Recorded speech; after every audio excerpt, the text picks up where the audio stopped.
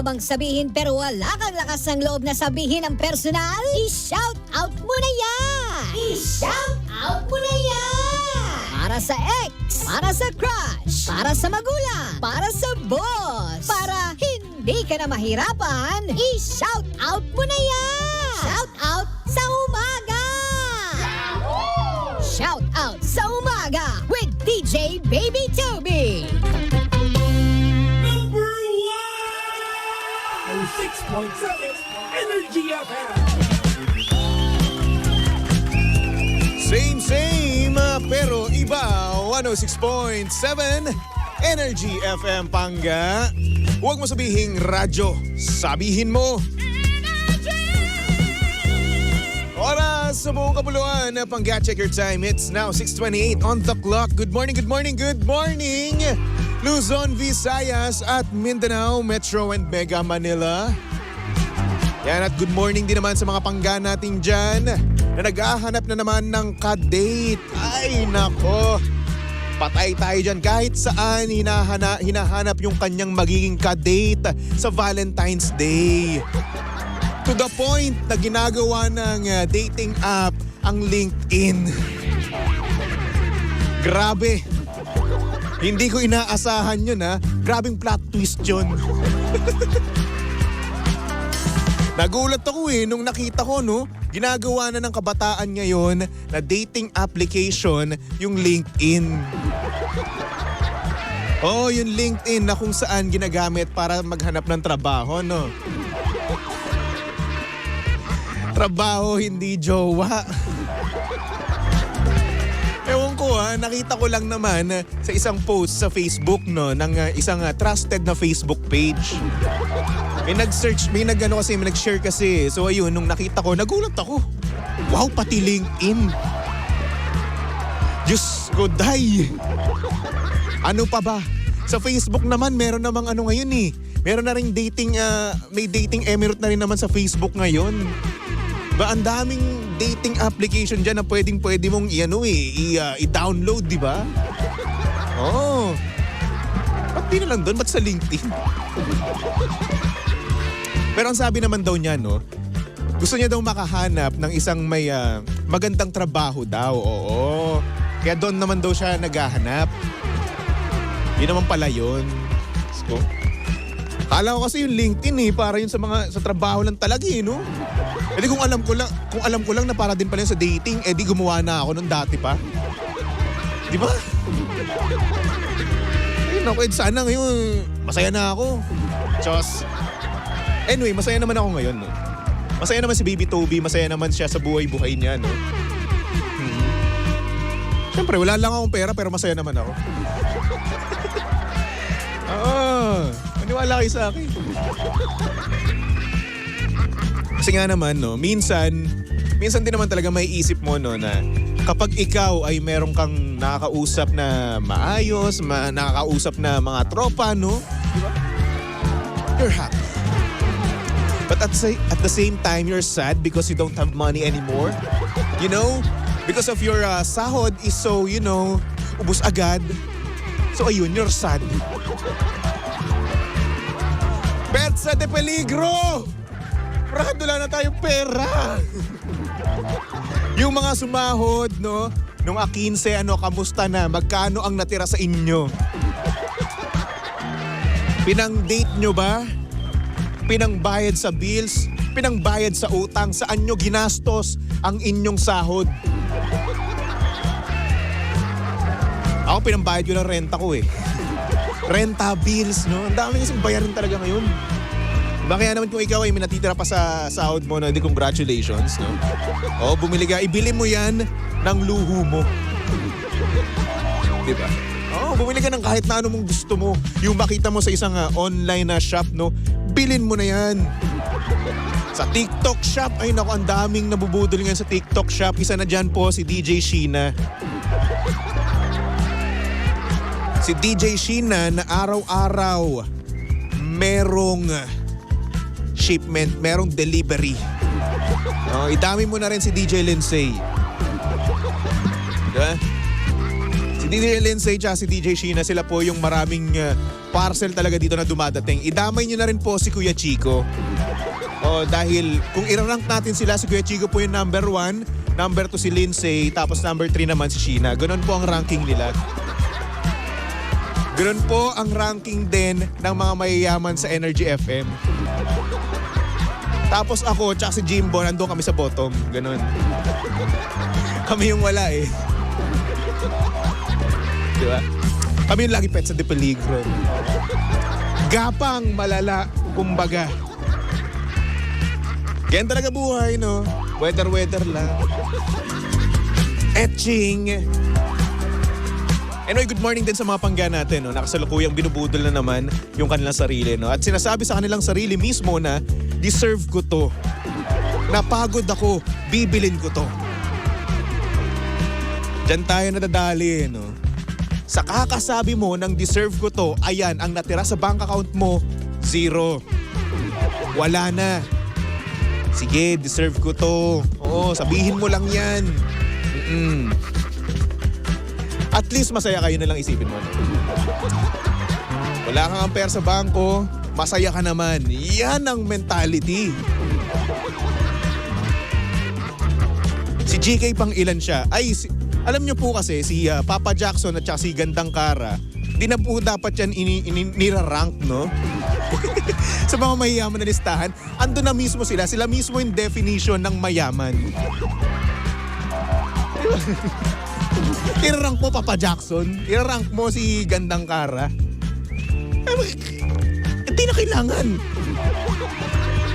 Pag tinignan mo sa diksyonaryo, yung word na yaman, andun mismo ang pangalan ni Papa Jackson at ni Gandang Kara. Ganun yun. Huwag yun ang tanungin. Tapos kapag kahirapan naman, Baby Toby ang nandun. Anyway, mga pangga, saktong oras natin yon, 6:34 on the clock. At syempre kasama nyo pa rin at kalandian ang hot baby boy ng radyo. Walang iba kundi si Baby Toby. At syempre si Baby Toby ay live na live ngayon sa Energy FM Facebook page. Nakaka 1 million lang ho kahapon. Yes, congratulations sa atin, no? Ayan, panuorin mo na ang Facebook live ni Baby Toby sa Energy FM 106.7. Okay? Para naman nang sa ganun ay makita niyo yung red shirt ko, no? Naka-red po ako ngayon. Medyo nagbe-blend niya ako sa background eh. Medyo lang naman. Pag dumikit ako dito sa may pula, ayan, nagbe-blend na po ako. Camouflage. Ay nako, maraming salamat nga pala sa nag-congrats sa amin, no? Sa 1 million na followers namin. Maraming salamat po. Hindi po namin to mararating kung hindi po dahil sa inyo. Oo. Congratulations sa ating lahat. At syempre, next naman natin na goal ay 2 million. 2 million. Tapos kapag 2 million na, manghihingi kami sa inyo ng tig-piso naman. Ay hindi, tig-2 piso. Oo. Kasi ngayong 1 million kasi tig-piso eh. Tapos 2 million, ayan. Diba? Para may 2 million naman kami next year, no? Anyway, once again, panuorin nyo na ako sa aking Facebook Live sa Energy FM 106.7. At syempre, ito na nga, pangga, sisimulan na natin ang programang Shoutout sa Umaga. I-shout out mo na yan! Number 1, 06.7 Energy FM. Good morning, Luzon, Visayas at Mindanao. At syempre sa mga pangga naman natin dyan na may jowa pero hindi daw sila dinedate. Bakit kaya? Ay nako.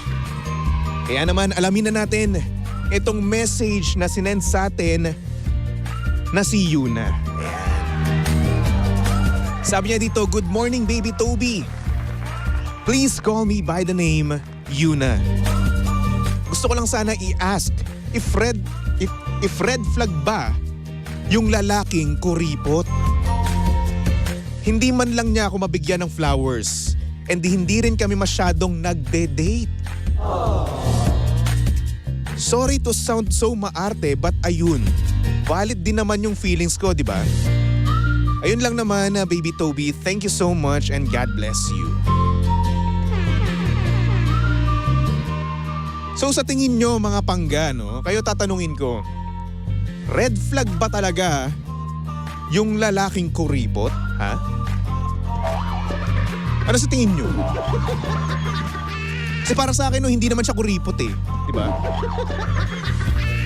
Tingin ko lang ha, I'm not sure, diba? Baka naman kasi, no, wala siyang extra money, diba? And siguro naman, no, alam nyo rin naman yung estado ng buhay ng inyong partner. Ngayon, kung siya ay, alam nyo na, mayaman talaga, tas di talaga kayo dinedate, no? At alam nyo, kuripot sa inyo, no? Siguro doon kayo mag-inarte. O hindi naman inarte siguro, doon kayo mag-hanash-hanash, di ba? Kasi para sa akin, no, pangga, kung yung partner mo ay madaming obligasyon at madaming responsibilidad at maraming binubuhay, no, at siya yung breadwinner ng kanyang pamilya, no, siguro kailangan natin siyang intindihin, no? Kailangan natin intindihin yung lalaking ganun. And yes. Dapat kapag susubok ka or papasok ka sa isang relasyon, kailangan may budget ka. Kailangan mong may budget pang date para sa jowa mo. Yes. Pero para sa akin, no, maghintay ka lang. Maghintay ka lang. Bakit? Kasi nga naman nag-iipon yung yung jowa mo. Wala ka bang believe sa jowa mo? Para sa akin, from the looks of it, kasi parang hindi ka bumibilib sa kanya. And you're demanding something na wala pa naman siya. Siguro ang ano dito, no, just wait, di ba? Kasi mahal ka ng jowa mo eh. Gusto ko rin naman talaga niya i-date. Siguro hindi pa ngayon kasi marami pa siyang obligasyon, no, at marami pa siyang sabihin natin pinaggagastusan, pero nagsisave yan para sa magiging date nyo. Oo. Nagsisave yan, I'm sure of it. Di ba? Kasi kapag lalaki ang na in love, no, talagang gagawin niya talaga lahat. Kahit nasabihin natin wala siyang pang date, gagawan niya ng paraan. Diba, para sa akin yun kasi lalaki rin naman ako, no. Lalaki rin naman ako at hindi naman ako ganong kayaman din naman. In fact, wala na nga akong pera ngayon eh. Pag nakita mo siguro, no, pag nakita nyo siguro yung bank account ko, yung debit card namin dito, makikita nyo doon 0.43, ganon. So ngayon, no, sa sender natin, no, na si Yuna, at hindi niya po yun na tunay na pangalan, no. Yes, valid yung nararamdaman mo. Valid yan. Kasi syempre, lahat naman ng feelings natin, valid na valid yan. At hindi rin naman natin mararamdaman yan kung parang, alam niyo, parang wala lang, no. Nararamdaman mo yun for a reason. But at the same time, kailangan natin intindihin yung buhay ng partner natin. And I'm sure, naiintindihan din ng partner mo yung nararamdaman mo. All you have to do is wait for him, di ba? Maghintay ka lang sa kanya.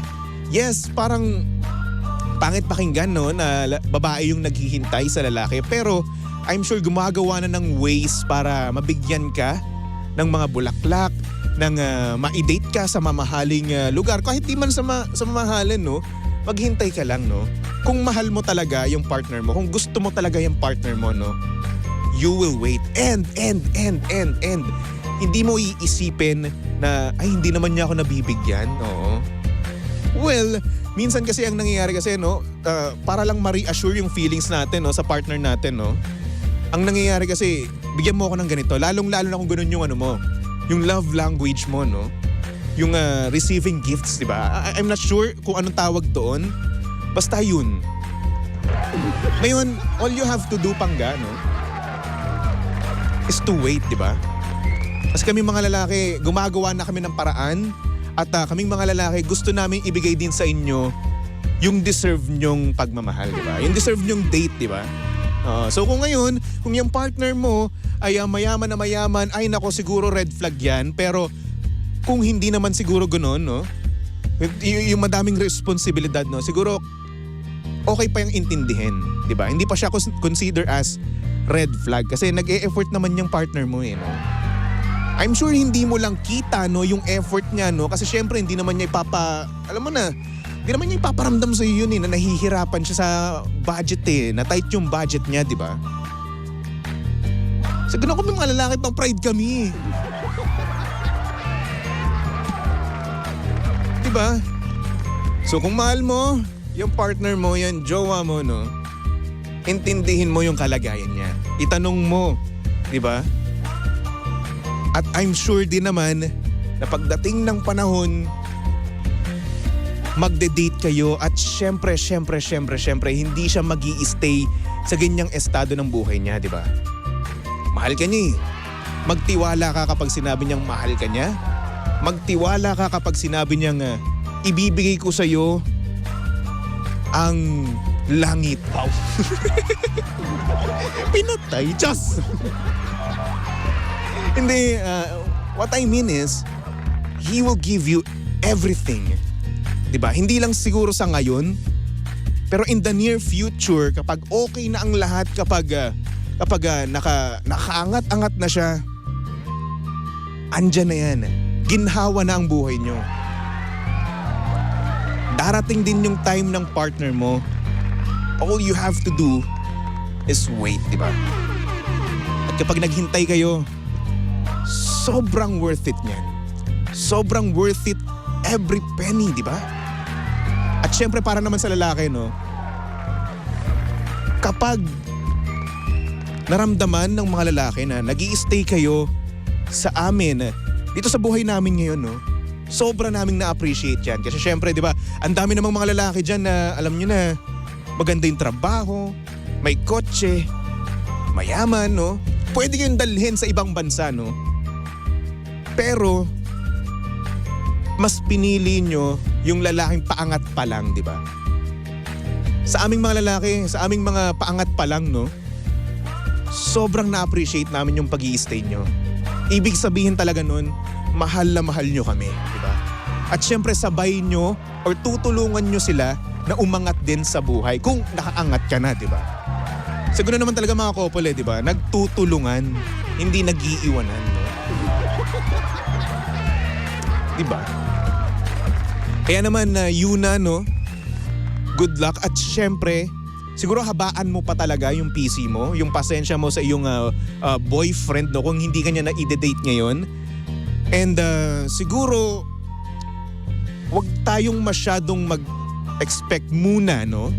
Kasi ngayon pa naman masyadong, siguro hindi pa ito yung right time para mag-date kayo sa isang mamahalin or mag-date kayo araw-araw, no? Pero pag dumating na yun, ay nako, sabi ko sa'yo, masarap na yan.